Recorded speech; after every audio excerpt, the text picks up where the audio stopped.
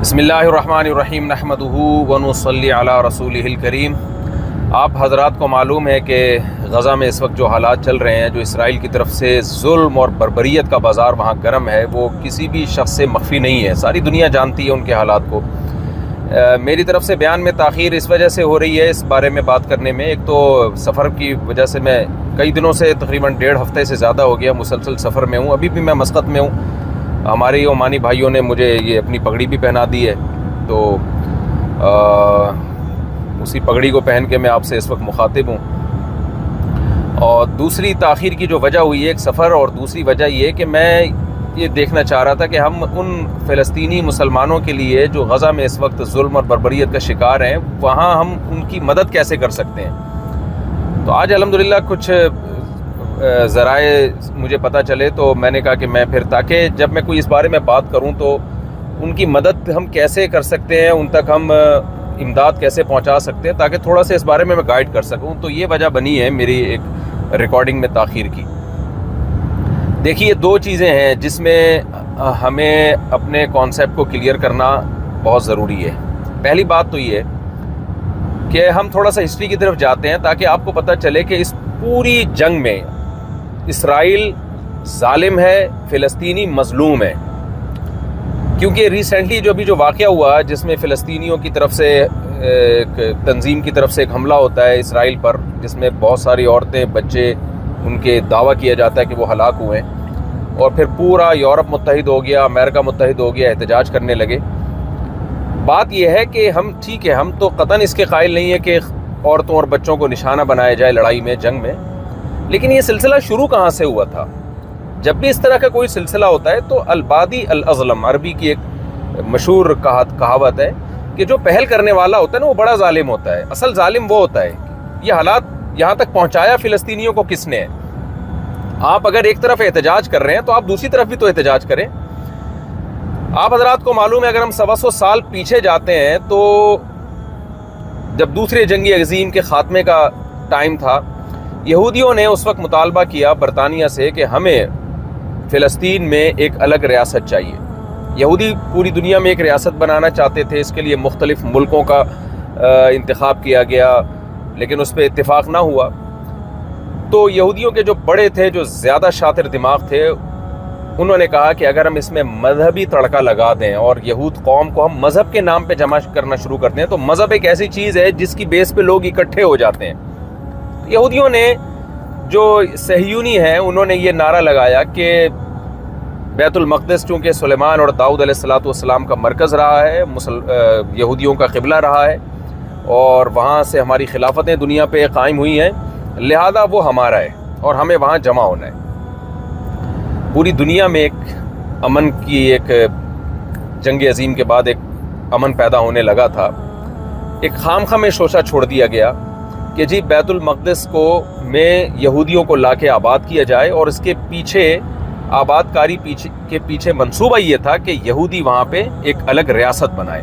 آپ کو معلوم ہے کہ دنیا میں کوئی کنٹری اس کی اجازت نہیں دیتا کہ آپ کسی کنٹری میں جا کے آباد ہونا شروع ہو جائیں اور آپ کی نیت یہ ہو کہ میں وہاں ایک الگ ریاست بناؤں گا۔ دنیا میں آج بھی کوئی کنٹری اس کی پرمیشن آپ کو قطعاً کسی صورت میں نہیں دے گا۔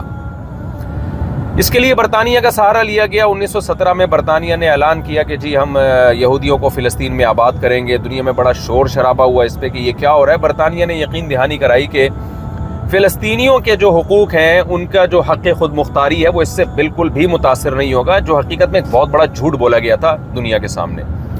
بالآخر یہودی آباد ہونے لگے، اور دنیا سے 33% یہودی چند سالوں میں، 10-15 سال کے عرصے میں پوری دنیا سے سمٹ کے فلسطین میں اکٹھے ہو گئے، اور وہاں پر سورشیں ہونے لگیں، اور فلسطینی کو پتہ چل گیا کہ بھئی یہ جو آباد ہو رہے ہیں، ان کا مقصد یہاں ہماری حق خود مختاری کو چھیننا ہے اور اپنی ایک ریاست قائم کرنا ہے، اور جھگڑے شروع ہو گئے۔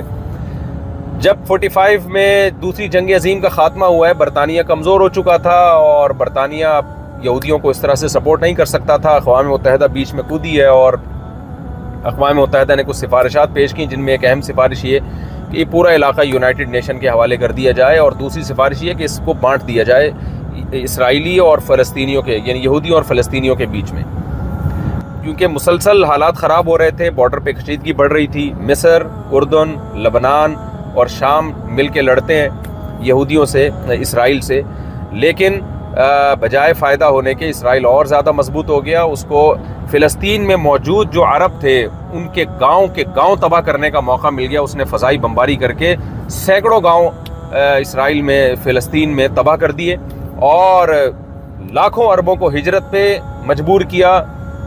ہزاروں شہید ہو گئے اور عربوں کی آبادی ان علاقوں میں جو اسرائیل کے کنٹرول میں تھے وہ سمٹ کے بہت تھوڑی چند ہزاروں تک رہ گئی وہ آبادی. یعنی اس جنگ میں بجائے مصر کو اور فلسطینیوں کو فائدہ ہونے کے الٹا نقصان ہو گیا اور 80% علاقے پہ اسرائیل کا کنٹرول ہو گیا جو کہ 100% غاصبانہ تھا. یعنی وہ 80% تھا جو اقوام متحدہ نے بھی یعنی جو سفارش پیش کی تھی نا اس کے بھی خلاف تھا. یہ 80% علاقے پہ اور 20% علاقہ جس کو غزہ کہا جاتا ہے اور آج نقشے میں اس کو ویسٹ بینک سے تعبیر کیا جاتا ہے، یہ علاقہ اردن اور مصر کے پاس چلا گیا. 67 میں بہت بڑی وار ہوئی، آپ سب کو معلوم ہوگا. اس وار میں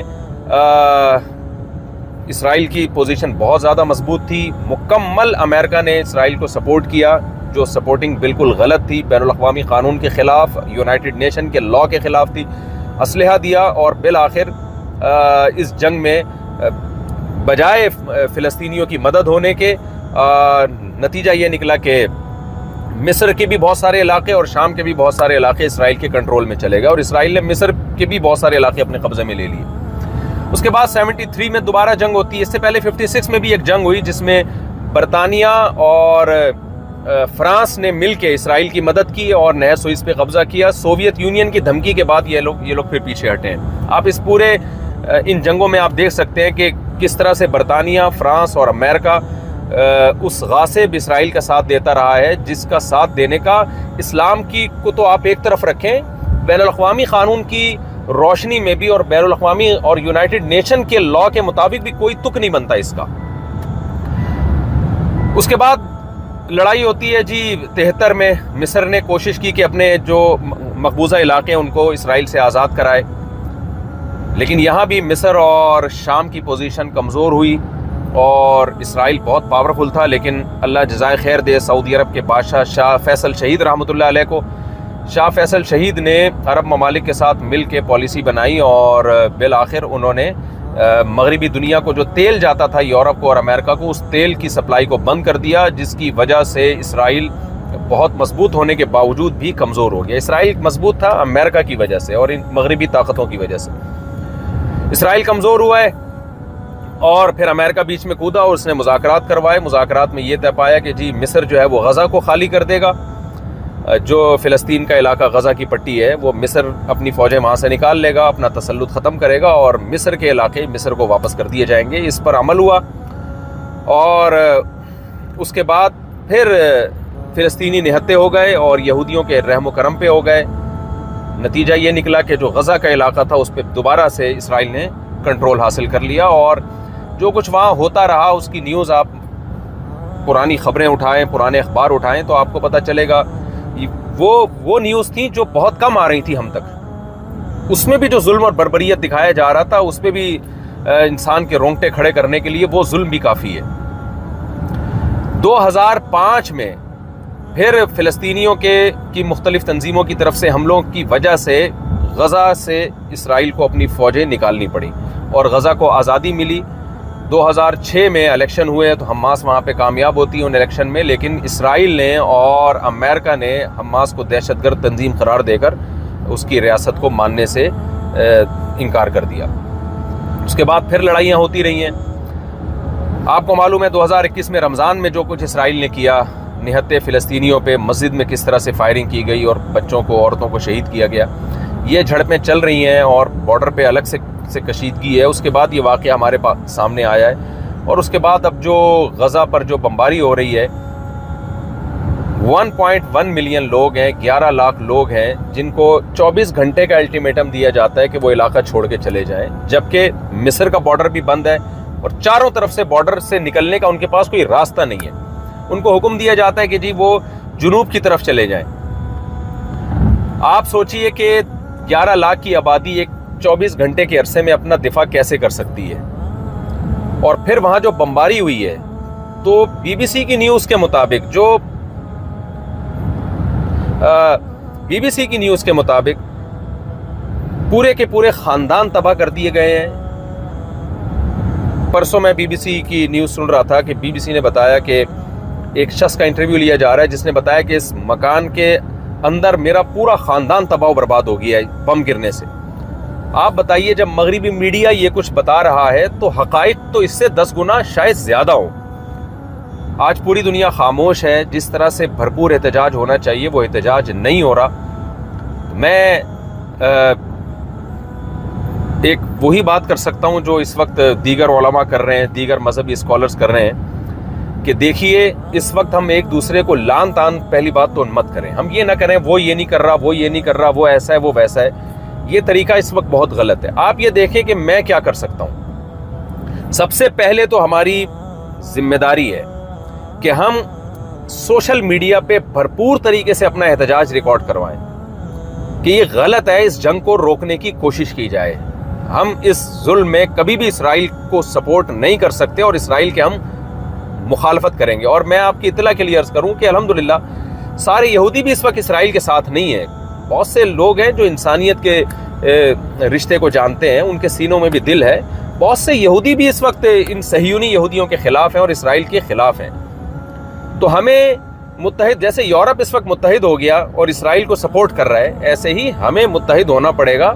ان تمام طاقتوں کے خلاف احتجاج ریکارڈ کروانا پڑے گا جو اس وقت اسرائیل کا ساتھ دے رہی ہیں. اور ہمیں دوسرے نمبر پہ اپنے حکمرانوں پہ دباؤ ڈالنا ہے, احتجاج کر کے, سوشل میڈیا پہ احتجاج ریکارڈ کروا کے کہ ہمارے حکمران اس وقت جتنی بھی فلسطینیوں کی مدد کر سکتے ہیں وہ کریں. دیکھیں اس وقت اسلامی ملکوں کے پاس بہت بڑا المیہ یہ ہے اور یہ بہت بڑی سازش کے تحت یہ کیا گیا ہے کہ جو ملک فوجی لحاظ سے پاورفل تھے, جو اسرائیل کو آنکھیں دکھا سکتے تھے, یا تو ان کی فوجی طاقت کو ختم کر دیا گیا یا اکنومیکلی ان کو تباہ و برباد کر دیا گیا, جس میں لیبیا کی مثال آپ کے سامنے, عراق کی مثال آپ کے سامنے, شام کی مثال آپ کے سامنے, وہاں کیا خانہ جنگی ہو رہی ہے, اور پاکستان کی مثال آپ کے سامنے ایک مضبوط فوج ہے لیکن اکنومیکلی بالکل کھوکھلا کر دیا گیا ہے ہمیں. تو ایک بین الاقوامی ایجنڈا ہے جس کا اسلامی کنٹریز حصہ بن رہے ہیں, اور جن ملکوں کے پاس ایک اکنومیکلی وہ بہت مضبوط ہے ان کے پاس کوئی مضبوط فوج نہیں ہے. یہ ایک بہت بڑا المیہ ہے اور یہ ایک بین الاقوامی ایجنڈا تھا جس کے تحت یہ سب کچھ کیا گیا, اور اس کے پیچھے بنیادی مقصد شاید اسرائیل کو مضبوط کرنا ہی تھا. اب ہماری یہ ذمہ داری ہے کہ ہم بھرپور احتجاج ریکارڈ کروائیں, ہم اپنے حکمرانوں پہ دباؤ ڈالیں کہ دیکھیں جو ریاست کی طرف سے جو آفیشلی احتجاج ہوتا ہے وہ پاورفل ہوتا ہے, اس کو دنیا سنتی ہے. ہمارے جتنے بھی اسلامی کنٹریز ہیں, بلکہ بہت سے غیر مسلم کنٹریز بھی اس وقت ایسے ہیں جو اسرائیل کو نہیں مانتے. اس وقت دنیا میں 20 یا 22 ممالک ایسے ہیں جنہوں نے ابھی تک اسرائیل کے وجود کو تسلیم نہیں کیا ہے, جن میں کچھ غیر مسلم کنٹریز بھی ہیں. تو ہم اگر متحد ہو کے ایک آواز اٹھائیں گے, حکمران تو جو کریں گے وہ کریں گے, لیکن ہم حکمرانوں کو احتجاج کر کے مجبور کرنے کی کوشش تو کر سکتے ہیں. مجبور نہ بھی کر سکیں, کل قیامت کے دن ہم اللہ سے یہ کہہ سکتے ہیں کہ اللہ ہم نے ان فلسطینی بھائیوں کے لیے سوشل میڈیا پہ یا پرامن احتجاج کر کے, جلوس نکال کے, ہر طرح سے جو ہمارے بس میں تھا, جو جمہوری طرز حکومت میں جو بھی طریقہ اختیار کرنا ہمارے بس میں ہے, جو ہماری طاقت میں ہے. دیکھیں کینیڈا اور UK میں بھی آپ احتجاج ریکارڈ کروا سکتے ہیں. پرامن احتجاج کروانا پوری دنیا میں یہ آپ کا حق ہے, آپ احتجاج ریکارڈ کروا سکتے ہیں. میں سمجھتا ہوں بہت سے غیر مسلم بھی آپ کے ساتھ دیں گے اس میں. تو کم از کم اس سے فلسطینی بھائیوں کو جو غزہ میں بمباری کا شکار ہے ان کو یہ تسلی تو ہوگی کہ کوئی ہمارے غم میں رونے والا ہے. مظلوم کے لیے یہ تسلی بھی ایسے موقع پہ بہت ہوتی ہے جب ساری دنیا نے مظلوم کو نہتا چھوڑ دیا ہو. یہ تسلی کہ کوئی ہمارے آنسوؤں میں ہمارے ساتھ رونے والا ہے, ہمارے آنسوؤں میں ہمارے ساتھ کوئی شریک ہے. دوسرا کام ہم نے یہ کرنا ہے. تیسرا کام ہم نے یہ کرنا ہے کہ جس طرح سے بھی غزہ کے مظلوموں تک ہمارے لیے مدد پہنچانا, ان کے زخمیوں کے علاج کے لیے, ان کے بھوکوں کو کھانا کھلانے کے لیے, ان کو کسی بھی طرح سے سپورٹ کرنے کے لیے ہمارے لیے مدد پہنچانا ممکن ہو, تو ہمیں مدد کا وہ طریقہ اس وقت بھرپور طریقے سے استعمال کرنا چاہیے. تو میں نے جہاں تک رابطے کیے, جہاں تک میری نالج ہے, پاک اینڈ ویلفیئر ٹرسٹ نے کوشش کی کہ اپنی ہم یہاں کسی طرح غزہ تک مدد پہنچائیں, لیکن آپ کو معلوم ہے, میں نے بتایا آپ کو کہ چاروں طرف سے بارڈر بند ہے. غزہ پہنچنا عملی طور پر کسی کے بس میں نہیں ہے, الا یہ کہ کوئی سرنگ بنا کے چلا جائے اور وہاں ان کی مدد کرے. نارملی کسی شخص کے لیے یہ کام ممکن نہیں ہے. کچھ ٹرسٹ ایسے ہیں جو غزہ کے اندر ہی ہیں، جو ترکی کے ٹرسٹ ہیں، اور آپ جب پاک ایڈ ویلفیئر ٹرسٹ سے رابطہ کریں گے تو وہ ان ٹرسٹ کے بارے میں آپ کو بتائیں گے۔ رجسٹرڈ ٹرسٹ ہیں جو غزہ کے اندر موجود ہیں، تو الحمدللہ پاک ایڈ ویلفیئر ٹرسٹ جو ہمارے شاگرد چلا رہے ہیں ان کا رابطہ ہو گیا غزہ کے اندر موجود ان ٹرسٹ کے ساتھ۔ تو آپ پاک ایڈ ویلفیئر ٹرسٹ کے ذریعے پاکستان میں مدد کر سکتے ہیں، باہر سے بھی رقم بھیج سکتے ہیں۔ پاک ایڈ ویلفیئر ٹرسٹ امریکہ میں بھی رجسٹرڈ ہے، وہاں بھی رابطہ کیا جا سکتا ہے۔ تو پاک ایڈ ویلفیئر ٹرسٹ کے ذریعے آپ غزہ کے ان مظلوموں تک اپنی مدد پہنچا سکتے ہیں۔ یہ میں سمجھتا ہوں کہ ایک یوں سمجھیں کہ جیسے واقعہ مشہور ہے نا کہ ابراہیم علیہ السلام کی آگ بجھانے کے لیے ایک پرندہ جو ہے وہ چونچ میں پانی لے کر آتا تھا، اور اس سے کہا گیا کہ یہ تو کیسے پانی بجھا سکتا ہے، اس سے آگ کیسے بجھا سکتا ہے؟ تو اس نے کہا کہ قیامت میں اللہ کو بتا تو سکوں گا کہ اللہ جو میرے بس میں تھا وہ میں نے کیا۔ یہ واقعہ مستند ہے یا نہیں ہے، لیکن اس سے جو سبق ملتا ہے وہ بہرحال وہ سبق بالکل ٹھیک ہے۔ تو ہم اس وقت فی الحال یہی کچھ کر سکتے ہیں۔ میری رائے یہ ہے کہ ایک تو ہم بھرپور طریقے سے احتجاج ریکارڈ کروائیں، جو لوگ اس وقت اسرائیل کا ساتھ دے رہے ہیں، جو ممالک اسرائیل کا ساتھ دے رہے ہیں، ان کے خلاف بھی احتجاج ریکارڈ کروانا چاہیے۔ اور تیسرے نمبر پہ ہمیں اپنے حکمرانوں پہ دباؤ ڈالنا چاہیے کہ وہ بھرپور طریقے سے فلسطین میں جو مظلوم ہیں، غزہ کے مظلوم اس وقت، ان کی مظلومیت پہ بھرپور طریقے سے بین الاقوامی سطح پہ آواز اٹھائیں اور اس ظلم کو روکنے کی کوشش میں اپنا بھرپور حصہ ڈالیں۔ اور ٹرسٹ کے ذریعے کوئی بھی ٹرسٹ جو قابل اعتماد ہو، آپ کے علم میں اگر کوئی اور ٹرسٹ ہے جو قابل اعتماد ہے تو آپ اس کے ذریعے رقم پہنچائیں، ان کی مدد کریں اپنے مظلوم بھائیوں کی۔ لیکن ایک بات خوب ذہن میں رکھیں کہ جب بھی اس طرح کے واقعات ہوتے ہیں تو اس میں 2 نمبر لوگ بھی بیچ میں کود جاتے ہیں، جو لوگوں کے جذبات سے ناجائز فائدہ اٹھاتے ہیں۔ زلزلہ میں، سیلاب جب بھی ملک میں آیا، اس طرح کے ڈیزاسٹر میں ہم نے دیکھا کہ کچھ فراڈی لوگ بھی بیچ میں آ جاتے ہیں۔ تو جو بھی قابل اعتماد ادارے ہیں، آپ ان کے ذریعے وہاں تک مدد پہنچانے کی کوشش کریں۔ تو الحمدللہ پاک ایڈ ویلفیئر ٹرسٹ نے اس کا انتظام کیا ہے، تو آپ پاک ایڈ ویلفیئر ٹرسٹ سے رابطہ کر سکتے ہیں۔ اسی ویڈیو کے آخر میں ان کا لنک موجود ہے، اور وہ کن ٹرسٹوں کے ذریعے غزہ تک مدد پہنچا رہے ہیں، ان ٹرسٹوں کا بھی آپ پاک ایڈ ویلفیئر ٹرسٹ سے ان کے بارے میں بھی آپ پوری معلومات ان سے لے سکتے ہیں۔ ہم دعا گو ہیں کہ اللہ ہمارے فلسطینی بھائیوں کی مدد فرمائے، اور اگر اس جنگ کو نہ روکا گیا بین الاقوامی دنیا نے تو یہ تیسری جنگ عظیم کی طرف معاملات جا سکتے ہیں۔ اس سے پہلے اللہ ہمارے حکمرانوں کو بھی ہدایت عطا فرمائے، جو جس قوت کے ساتھ احتجاج کرنا چاہیے شاید اس قوت کے ساتھ وہ احتجاج نہیں کر رہے ہیں۔ ہمارے جتنی بھی مسلم کنٹریز کے حکمران ہیں ان کو اللہ تعالیٰ بھرپور طریقے سے احتجاج کرنے کی اور اپنا جو حقیقی فرض بنتا ہے اس فرض کو ادا کرنے کی اللہ توفیق عطا فرمائے، اور بین الاقوامی دنیا کو بھی اپنا فرض نبھانے کی توفیق عطا فرمائے۔ ورنہ یہ وار اگر نہ روکی، اور اسی طرح سے کیونکہ سوویت یونین اور وہ کنٹریز جو اس وار کے اگینسٹ ہیں، وہ پھر ہو سکتا ہے کہ عالمی طاقتوں سے خود ہی لڑنا شروع کر دیں، اور نتیجہ یہ نکلے کہ آپ کو پتہ ہے اس وقت سوویت یونین کی یوکرائن سے بھی جنگ ہو رہی ہے، تو دنیا میں ایسا لگتا ہے کہ دوبارہ جنگوں کا آغاز ہو گیا ہے۔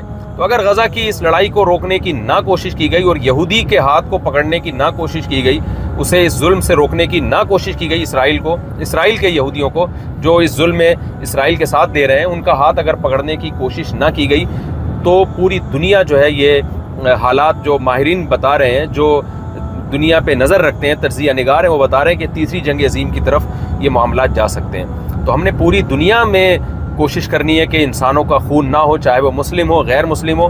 ہم نے انسانیت کو سامنے رکھ کر دنیا کو تیسری جنگ عظیم میں دھکیلنے سے مل کر روکنے کی کوشش کرنی ہے، اور اس کے لیے ہم سب کو، تمام دنیا کے تمام کنٹریز کو، چاہے وہ مسلم ہو غیر مسلم ہو، ہمیں اسرائیل کا ہاتھ روکنا پڑے گا، چاہے شرافت سے روکنا پڑے یا بزور بازو روکنا پڑے۔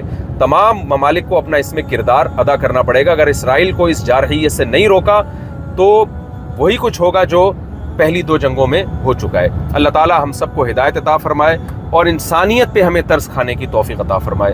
وما علینا الا البلاغ۔